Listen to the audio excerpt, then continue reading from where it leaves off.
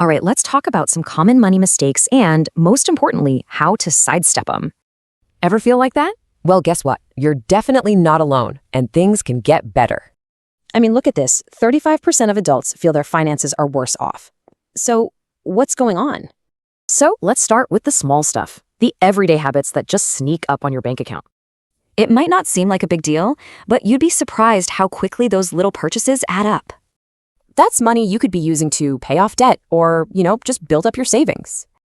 And then there's credit card spending. It's so easy to swipe, but those interest rates are a trap. Just look at that, 24.62%. That's the median interest rate, making everything you buy way more expensive. Okay, now for the big stuff. These are the major purchases that can really trip you up.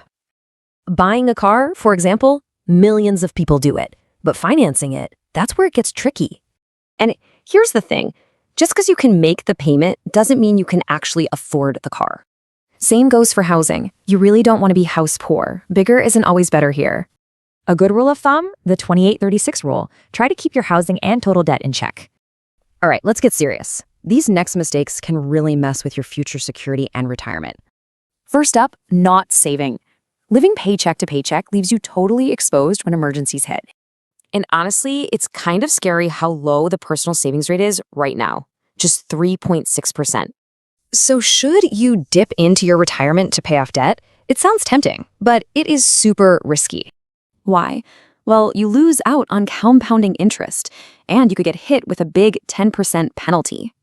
Okay, so this brings us to the biggest mistake of all. Get this one right, and you're golden. And that is not having a plan. Your financial future depends on knowing where you are and where you're going. So how do you build one?